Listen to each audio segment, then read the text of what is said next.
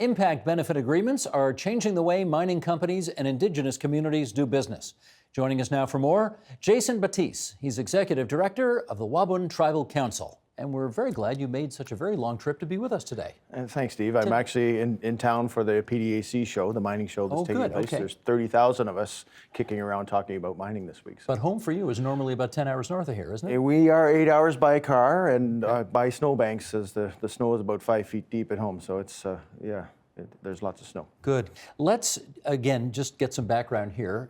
There's something called an impact benefit agreement, and we want to explore a little bit about what that means. What is it? Well, the impact benefit agreements are agreements with the mining industry or extractive sectors, where our communities work directly with the industry on how the communities are going to participate fully in the mining operations. So, in order for our communities to sort of get comfortable through consultation and working with mines and for the mines to actually operate in their traditional lands, you have to, I think the industry has to come back to the communities and talk about things like environmental sustainability, like jobs, employment and training, revenue sharing models. And those particular things are in all of our impact benefit agreements. And in 2019, I'm going to say that they're not mandatory. They're not a part of a legislative piece that they're demanded, but there's no new mines going up that I'm aware of where this conversation is not being had either with our communities, with our mines, or across the country. They're almost mandatory. Doesn't matter if they're imposed by law or not. They are happening.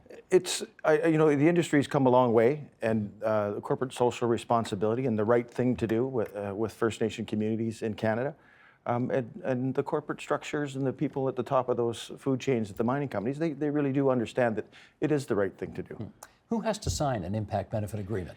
It would be the company. It's usually the president, CEO, and the chiefs of our communities, who we also ratify them. So it's not just the chiefs and councils deciding these things. There's processes of ratification through our communities to approve the agreements. Government of Ontario doesn't have to sign it? No, our impact benefit agreements are direct negotiation between the First Nations and industry. The RRS model that I'm assuming we're going to talk about is our relationship with government to government and the province. What used to, before these impact benefit agreements became the way to do business, how did it used to happen? It didn't. So Supreme Court victories, I'll call them, and decisions in favor of First Nations rights and title drove the necessity or drove the consultation exercises and the accommodation exercise. And that's only since 2000, 2001, 2003. And I think the communities have really capitalized on those decisions. And again, they were the right decisions in my view, and kind of forced the parties to have the conversation. Well, that's what I'm wondering. How did they end up being kind of the regular course of doing business when there was nothing before this? It kind of happened organically. And we picked up as a group of communities, we picked up on some of the other communities' work too, in Voisey's Bay and other places, that really started the idea of impact benefit agreement. It didn't start in Timmins. It was other places, and we looked at what they were doing and said, you know what, maybe we can try that on for size here. We've got lots of mining in Timmins and Kirkland Lake, and we should have conversations directly with this industry. So again, it just sort of happened organically for us, and no harm in asking. So you go to the mine and you ask. You don't ask, you don't get. No, you don't get. Right. I don't know if there's such a thing as an average impact benefit agreement and what the dollar figure would be representative of, but can you give us a ballpark on that? Well, it's different, right? I mean, in every mine, and the economics of each operation are different. Some are very rich, some are not. Okay, so not what's so very much. rich? Well, if in terms of in mining speak, I guess, grams per ton. So a rich mine has a lot of gold in every ton of rock, of ore. But some of the mines around Timmins, they're more, I'm not going to say marginal operations, but they're tougher because you got to, sometimes 2-3 grams per ton. And so depending on sort of the wealth or the richness of the mine, the agreement will follow its course in terms of the negotiated revenue share.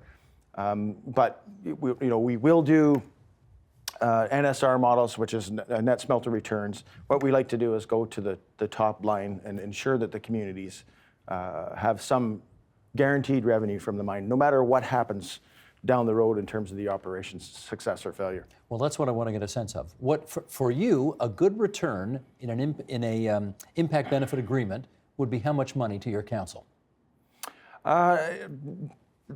We did a signing bonus, for example, when we signed the agreements, and the Kirkland Lake Gold fellas, whose share price is skyrocketing as we speak, they gave hundreds of thousands of shares to the community as the signing bonus. And that's not the continued revenues and royalties we receive on a quarterly basis. That's thanks for going into business with us. Well, and it turned out to be tens of millions of dollars for the two communities that signed up with that mine. It's difficult for me to expose publicly sort of what is privately protected in those agreements, because they are confidential portions of the agreements between the mining companies and but the that's First what I Nations. want to get a sense of. We're talking potentially millions here as opposed to... Absolutely, and I would say that, you know, unashamedly getting our communities wealthy, and I'm okay with that. You know, as a member of the Metahatchewan First Nation and our communities who've watched this activity go on. In Timmins, 1908 was when they started, and just for us to get on board with getting what I could consider our fair share in the last 5 or 6 years, it's high time. And so, yeah, we're doing okay. How do you regard those other First Nations, those other Indigenous groups, which don't believe in exploiting the mineral resources that are in the land and would rather just leave it alone and forego the financial benefits that come with that exploitation? I'm okay with that. I mean, if that's the key choice that those communities make, if they have other priorities, if their traditional lifestyle and the connection to the land is more important to them, then make that decision. What I sometimes confuses me is, you know, the notion that communities are open for business, but then the notion that they're really not, right? Because the things that they may want won't make a financial model for a mining company work. And, you know, so when you ask for too much, and it's just a sort of a project killer, a project no-go. So, you know, some of our Northern First Nations and the struggles up there are real. They haven't, at this point, figured out how best to manage their opportunity. We're trying to help, and we'll advise and when they want to talk to our communities, because we've done it 100 times with exploration companies, and we have 11 impact benefit agreements that are existing. You've got 11 agreements existing, and you've done 100 examples of this over time? The exploration agreements are with the junior companies that are just looking. They're exploring, and there are thousands of mineral claims in the Timmins, Kirkland Lake mining camp. I've got a map on my wall of the existing claims, and it's almost the entire land base. You have dots all over. It's everywhere. So whenever a junior comes and they want to explore, we have a sort of and it's not even an IBA light, but it's a simple agreement where we sort of agree to begin a conversation.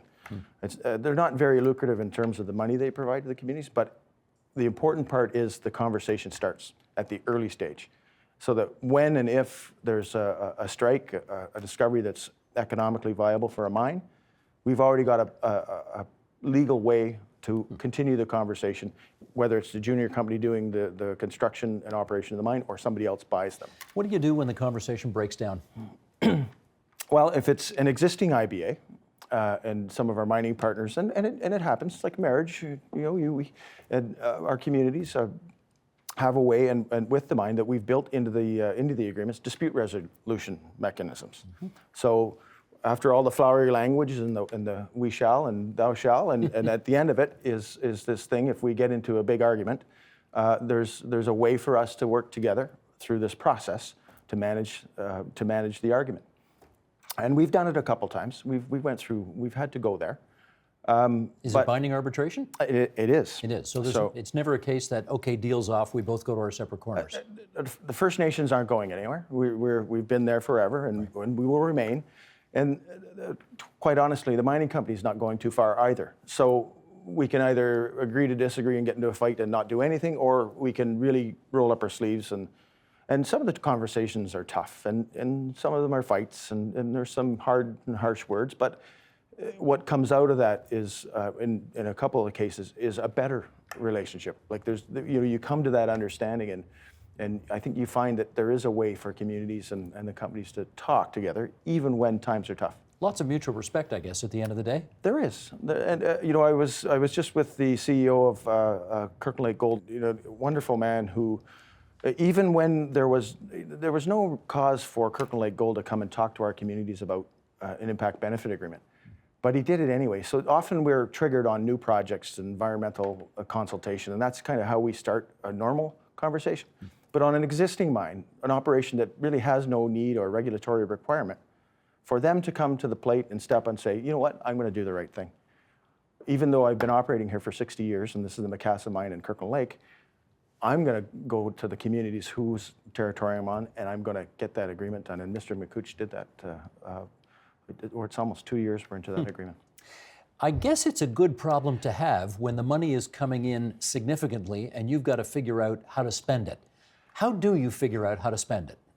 I don't. I'm the guy that gets to write the agreements, that gets to negotiate the pie, if you want to call it, and then I pass that off to the politicians and others at the community level that get to decide how to spend it. But you know, it's things that you can probably imagine, like post-secondary education funding, community infrastructure, housing, health needs. You know, all of those things are in the bucket. So we've managed a way, and the idea is for our communities to get into a self-sustainable mode. I mean, living off government funding, and we do take it. We of course we get our money from Canada and Ontario, but we don't see that as sustainable. We've got to do better. Are you there yet in terms of sustainability? Close. I would say, you know, we're getting there. Not there yet, but you know, if things keep going and if the economy in Northern Ontario stays the way it is, and we're tied to that life cycle of the mine too. It's not a renewable resource. Yep. But we're getting there. You know, our communities are becoming wealthier, happier places. And my home community, Matacha, and I can recall when my uncles, all they did was guide. So the Americans used to come up and used to take them fishing. That was what they did. And there wasn't too many cars in the driveways. It was very almost subsistence living. But now you can see where the homes are nicer, the properties are nicer, our roads are well kept and better kept. So yeah, we're getting there. In our last couple of minutes, I want to ask you about one more thing, and that is you have heard the Premier of Ontario say this numerous times. Ontario is open for business. Northern Ontario is open for business. What do you interpret that to mean?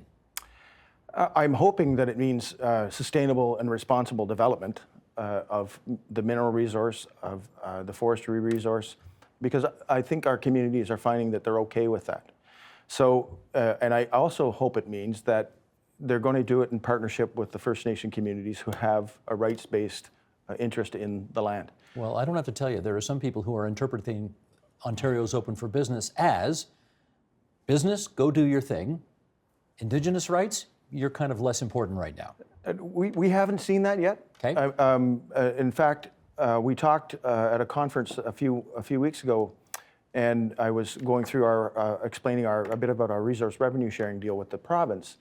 And Minister Rickford was also at the conference, and he was quoted in a paper saying, I know that there are these resource revenue sharing agreements out there, and they're working, and we're not going to bother them. So that signals to me that they're going to take to heart, you know, our First Nations, not only the existing agreements that we have, but negotiations and future agreements going forward. Although you just did say a moment ago, I hope what it means is, are you concerned at all that it might not mean that? We were. I mean, change in government and our resource revenue sharing deal with the province is important to us. You know, coming to that sort of substantial agreement on mining tax and forest stumpage fees with First Nation communities, I think it's groundbreaking for Canada. It's not done anywhere else. I mean, when you get the province sharing 40% of the mining tax and royalties with First Nations, you get 45% of the stumping fees coming back to our communities. That's substantial. And nobody else has got that model. So I think Ontario, and whether it was the last Liberal government or this government, I think they've done well. And we're hopeful that, you know, we've set an example and a sort of a benchmark, not only for our communities in Northern Ontario, but for maybe the entire country. And beyond. Yep. That's Jason Batise. He's the Executive Director of the Wabun Tribal Council, and we are grateful that you visited us for, I think, your first appearance on television here. This is my first. Well done. Thank you very much. Yeah. Jason, thanks for making the trip down here for us. We appreciate it. You're welcome. The Agenda with Steve Bacon is brought to you by the Chartered Professional Accountants of Ontario, helping businesses stay on the right side of change with strategic thinking, insightful decisions, and business leadership. Are you on the right side of change? Ask an Ontario CPA.